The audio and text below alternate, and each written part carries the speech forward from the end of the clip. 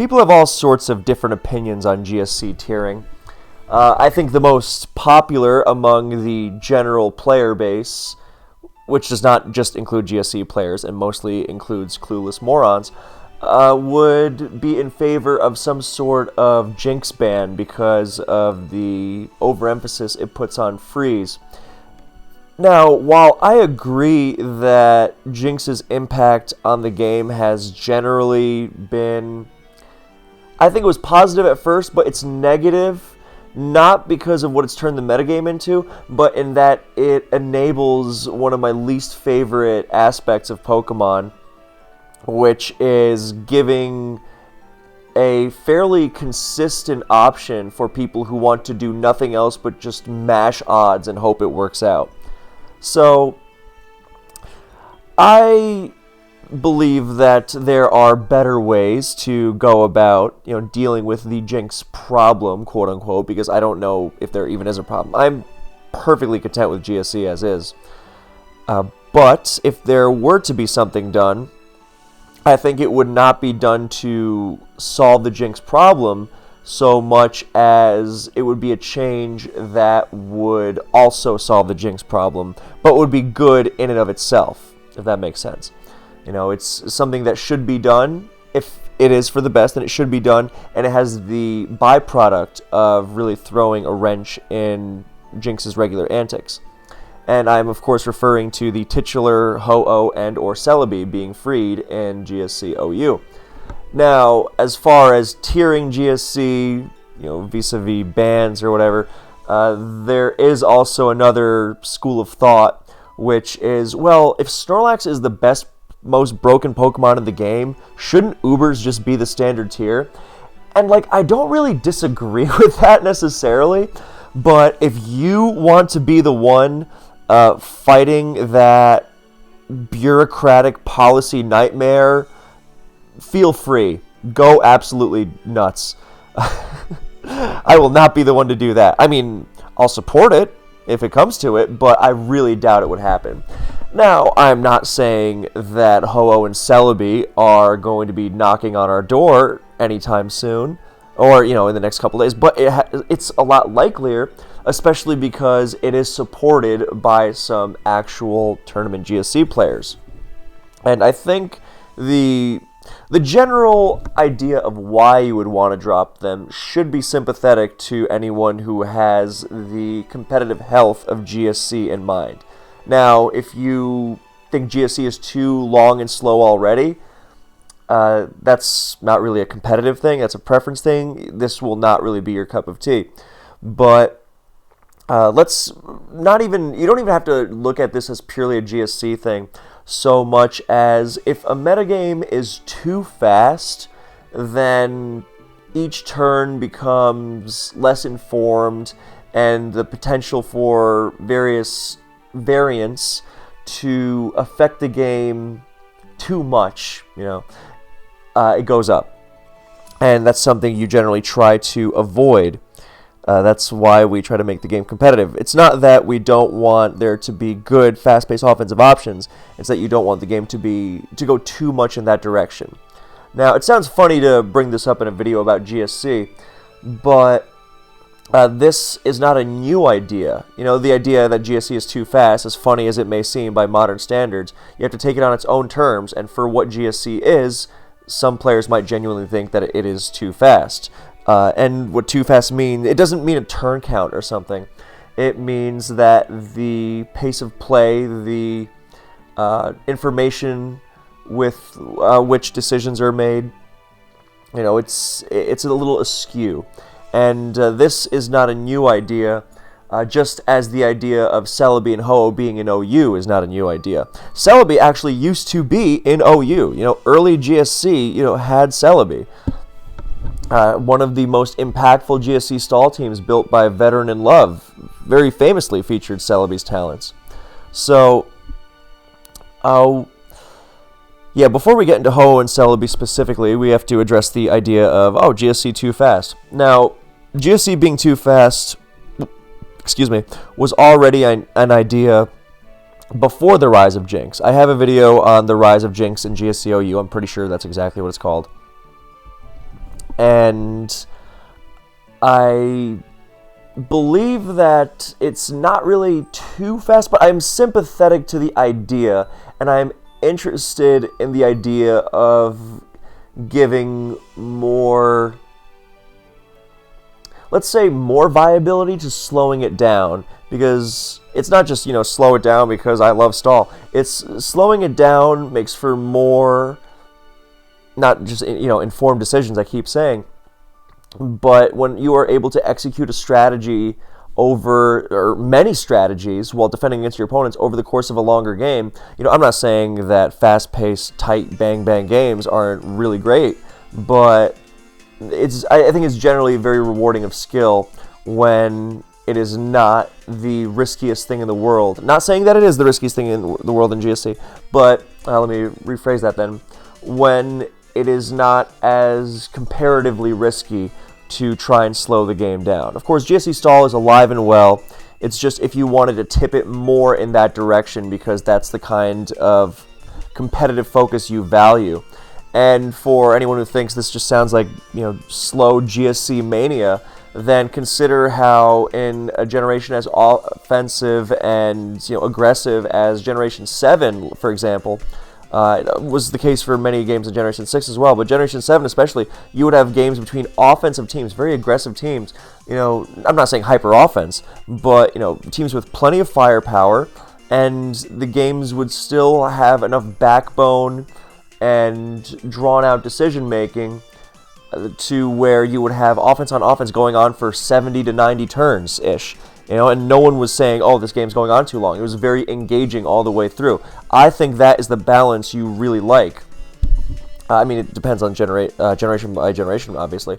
But I think the balance is good when you have that offensive potential and when you can still slow the game down. And, people will say, oh, well, GSC would be way too slow with Ho and Celebi. Again, take the generation on its own terms. But I also think, this was for a tournament, and we saw multiple uses of Charizard, which gets much better in the Celebi Ho-Oh metagame. And Belly Drum Charizard is a very fast-paced Pokemon. So, I think the options would still be there. It would evolve. So, the idea of GSC being too fast already existed before the rise of Jinx, and this was when Boom Offense was the team style. It was spammed everywhere. You see mirrors all the time. Zapdos, Cloyster, Snorlax, Exeggutor, Steelix, Machamp / Vaporeon last, or Gengar last, just, constantly blowing up. And the argument was that when stuff is constantly exploding, it's too skewed in the face, because the high risk, high reward thing, but when you turn it into that kind of extremely risky hyper offense, and the metagame is conducive to that kind of play, to those kinds of extreme risks, that is less informed, I don't know about less skillful, debatably, sure, but maybe it's not the metagame that we think is really ideal. We would like it to be more conducive to a more methodical method of play, or rather, this was when standard stall teams were getting bowled over by Explosion all the time. Maybe more conducive to slowing the game down as opposed to that comparative risk. So, the idea with Celebi and or Ho-Oh is that they slow the game down. Now, the idea that it would be a complete stall fest, I think, has already been disproven by the tests, the test tournaments that have been played, by high-level GSCers. Forgive me for that, but because I, included myself in that. But false modesty is also stupid. So, but I'm also not nearly as in practice as some of the other GSCers who were taking part, and they were also coming up with very aggressive stuff. Even Ho-Oh and Celebi is regularly, very, it's not immediate in terms of, if you compare it to Explosion, of course not, but you also, it finds that balance for me, in that you are constantly threatening offense, but you can lean back on defense. That's what I like. And the argument to which I'm sympathetic about, first Boom Offense and then Jinx Offense, is that it skews it too far in the direction of fast, and that can be very unhealthy. And I mean, it makes sense. If Boom offense is too fast, then Jinx offense, which basically outspeeds Boom offense, then yeah, I can definitely see that. Especially with, I made the video on Case's Thief team, which, really pushes it to extremes. Extremes which have become a standard, so much so that they're not even extreme. It's just a regular new pace. And again, I don't mind a faster paced GSC at all, especially because stall is still more than viable, still very good.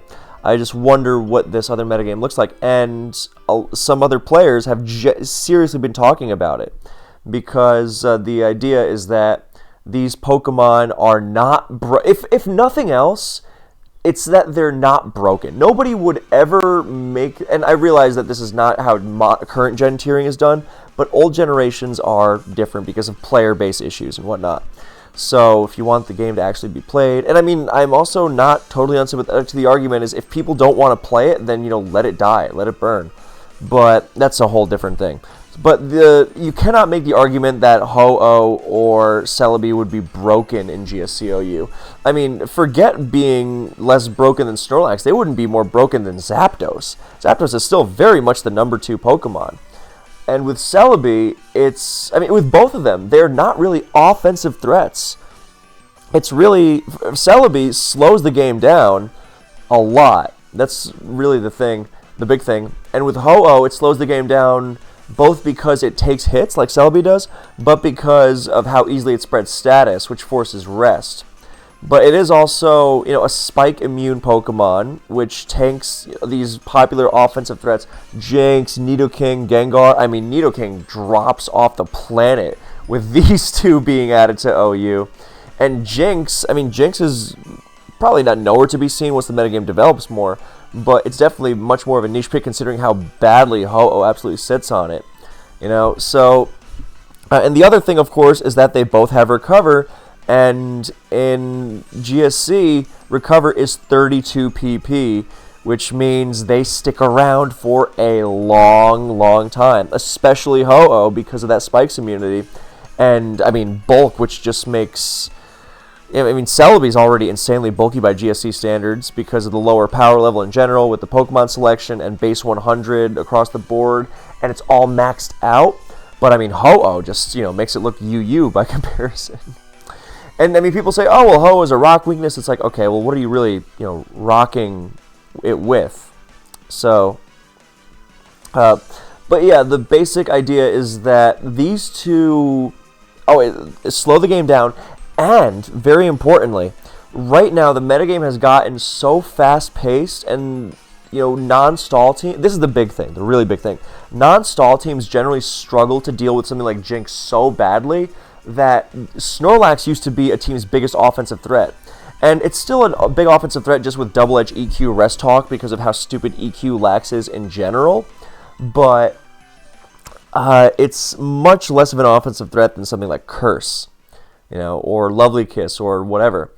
And, forget Belly Drum. That actually used to be a common set for breaking stall, but now when stall is, so much more naturally dealt with by the offensive teams of the time, and you need Snorlax to deal with Jinx and friends, especially Jinx mostly, because otherwise Zapdos would do just fine. But it really is Jinx. The Jinx forces Rest Talk Snorlax, or quote-unquote forces, but, Rest Talk Snorlax or Rest Talk Raikou, or... Starmie, which is not something you fit on offense nearly as easily as the others. And it's a little too restrictive. I know GSC doesn't have a great Pokemon pool compared to later gens, but there's still plenty of diversity. But the way it forces the moveset is starting to, bug a little bit. And teams with T-Tar are good against it and whatnot. But the fact that so many Snorlax are so pressured into running Rest Talk is also arguably a negative development because, as soon as you don't run it, then you are so... It shouldn't be this much of a punish. If you're checking something like Zapdos, then you're naturally going to check it with whatever Snorlax you have, plus ground types, plus, things like Exeggutor or T-Tar that can take hits. But with Jinx, because of the Lovely Kiss factor, and Broken Sleep, of course, But the sleep factor and, really the sleep factor, is what makes this so restrictive. And yeah, not to say that you can't still be very creative with Rest Talk Snorlax teams, but it might be a little too much. And with Ho-Oh and Celebi around, them taking on the defensive duties, while still not being useless offensively, I want to emphasize that, but them taking the defensive duties on, then your Snorlax is more able to run more offensive sets. And most importantly, it offers a greater diversity of, because people like diversity, but I think it's not diversity just because, I like more options to pick from in the team builder. No, it's more in the sense that you are not as restricted in the team builder, and that is a healthier metagame development when you are more able to run Belly Drum Lax. Belly Drum Lax, in the Age of Explosion, already a long time ago, was a major, major risk to the point where, it was extremely rare at high-level tournament play. It used to be a staple, and I'm not saying that, old sets don't die out in the face of new metagame developments. Of course they do, but that doesn't always mean they're unhealthy metagame developments, but that also doesn't mean that they're healthy necessarily, and that's what we're exploring, the fact that it might be a little too fast-paced. So it becomes a lot more viable to run Drumlax if the metagame is slowed down, and that kind of, I also think it kind of balances out the whole idea, Ho and Celebi slow the game down more. It's like, well, they're not slowing down Drumlax, so I'm not saying every team is going to start suddenly running Drumlax, but even something like Lovely Kiss, Self-Destruct is also going to throw major wrenches in there. Here's how we can sum it up. Ho and Celebi offer valuable defensive stability against major threats while not being total passive. They're not blissy. Even Celebi with just Toxic is pretty good at making some progress. Say nothing of Leech Seed. Say nothing of his deceptively strong Stab Psychic. It's a fine Pokemon on its own. And Ho-Oh has a million tools, whether it's, Toxic, Flamethrower, Thunderbolt, or, Whirlwind with Spikes. It can run Cursive. I think those sets are kind of goofy, but, it can do a million things. You can run Rest Hog if you want to shrug off status without needing Heal Bell on Celebi. Whatever it is, there's so many options there offensively and defensively. And when you are able to run these defensive Pokemon, then you are more able to run an offensive Lax. So I think that is generally healthy. Also, the fact that Celebi would return means that it is easier to deal with Zapdos, and honestly, I really think that is another majorly positive development for GSC. I think Zapdos is insanely silly at times. Not broken or anything, but that whole spike immunity, whatever. I saw the move Whirlwind and suddenly the letter W popped into my head. WH even. But yeah, I think Zapdos' Assault is a little, really restrictive, at times a little much. And I think being able to open the game up against this, because it's not like you throw these Pokemon on your team and you're suddenly beating everything, not by a long shot. You still have to have a very cohesive game plan. They are going to help out against these threats defensively. Zapdos, Jinx, Gengar, Nidoking, even something like Machamp, Vaporeon, so it gives more stability against these big sluggers, but they are not going to just do the job for you against anyone competent with a good team, which is what the expectation should be. And, the fact of the matter is there are going to be plenty of Pokemon that feast on them. Curse Machamp, Drumzard. Even something like Ice Beam Vaporeon is going to be much scarier, already an underrated set. And Tyranitar. Yes, Celebi has insane bulk, blah, blah, blah, Crunch doesn't super scare it and everything, but it's still not a Pokemon that loves switching into Tar. So, lots of developments, I think, and I really don't think that it would be... as we already have some evidence of it, that it would not be a pure stallfest. Slower, sure, but not necessarily to the point of being, stretching the game out to a tie every game. I tend to really like games where, it's very drawn out, and this is, again, that Gen 7 OU comparison, very drawn out until the very end, And at that point, you get to, then suddenly you find that opening that you've been working towards the whole time, and then everything suddenly collapses. So it's like a 150 turn game, but the last 25 turns or something are really where everything goes into motion. But the build up, my God. And I guess this is also an implicit advocation of slower games, because I think we should take it slow and whatever other sociological thing. Which, I mean, true. Yeah. So that is basically, but I think that's most of the argument. I guess the other thing is, if you say, no, Ho-Oh and Celebi shouldn't be banned, we should ban Snorlax and Zapdos and see where things go from there.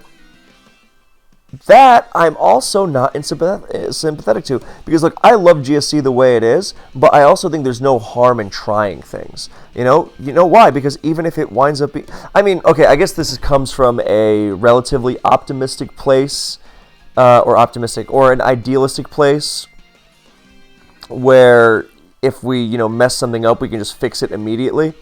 But yeah, but that's the basic idea. There's nothing that we can't just undo. And I guess this involves the idealistic prospect of the people in charge of tiering not having to go through silly process and gathering approval from people who don't know what they're talking about. But yeah, if in my ideal universe, then yeah, why not try this laxless, zapless metagame? Because I don't think Raikou would be nearly as overbearing. Spike's weakness plus Earthquake weakness, that makes it 1,000,000 times more bearable. To say nothing of the fact that it's weaker than Zapdos by a fairly significant margin. Now, I don't know how, if I'd stick to that necessarily, how reasonable it would be to check on every team, and if Raikou would become the new Snorlax, used on every team to counter itself. Raikou counters itself way more than Snorlax counters itself. But yeah, I think it would be interesting. I think Raikou, because Raikou is so much less overbearing than Lax. Even in a metagame without Snorlax to contest it, and then just the fact that it doesn't boost is already the biggest difference in the world. So I would be interested in that. Ho-Oh and or Celebi. Fear also had the idea of giving Ho-Oh and Celebi 16 recover PP, just halving it, so that they don't have that ridiculous longevity that might might swing the team building choices too far in their favor. They're too reliable to not use. I don't know if that's necessary, honestly. Plus, if nothing else, I know I'm talking about idealistic stuff, but I think that's too idealistic. I don't think that would ever be pushed through. You could also say, instead of halving recover PP, I think someone else floated the idea of complex banning them with recover. Just don't give them recover at all. Now that would be interesting. Ho-Oh can still run Rest Talk, but Rest Talk Celebi, you don't want to be using that. That's, what do you even do with it? So you would really have to get creative with that. And Ho-Oh doesn't need it nearly as bad, because it's good with just 2 moves, Flamethrower and Thunderbolt. Not Sacred Fire, unless you want to run out of PP immediately. Those burns are not nearly as appealing as they seem when everything is resting. Which it is going to rest anyway, independent of Sacred Fire, because of how easily Ho-Oh distributes Toxic. No poison, no Toxic immunity is going to switch into it. Unless people start running Tentacruel or something, but Tentacruel... Ho-Oh also has 1,000,000 ways to really mess up Tentacruel, so... yeah, it's very easy to spread Toxic, so you're going to rest anyway, / Heal Bell. But, I look, again, I'm interested. I would like to see some shakeups, not necessarily because I am dissatisfied with GSC the way it is, but because if we have the opportunity to make the tier better, and we have enough theory and information that we can reasonably infer that this would be an improvement, then there we go. And obviously this is contingent on the idea that if it gets messed up, then we can just undo it. Which I think is, very important to have. But yeah, that's basically it. So now we're just going to finish this game that's on the screen. And yeah, that's basically it. So if I would welcome any and all thoughts on this tiering proposal, Ho-Oh and or Celebi, because, you know, Ho-Oh or Celebi has precedent, but I kind of wonder what just Ho-Oh would be like, you know, because it certainly wouldn't be, I mean, it's not even that it wouldn't be overbearing, it's that it, I mean, not just that, but the fact that it doesn't really swing the game enough on its own. I don't know, it doesn't change enough, you know, for me, in terms of how difficult it would be to deal with it. I mean, the rest thing, sure, but, you know, not that there's a dearth of rest going around now. Anyway, that's it for me. Thank you so much for watching. I hope you enjoyed, and I will see you in the next one.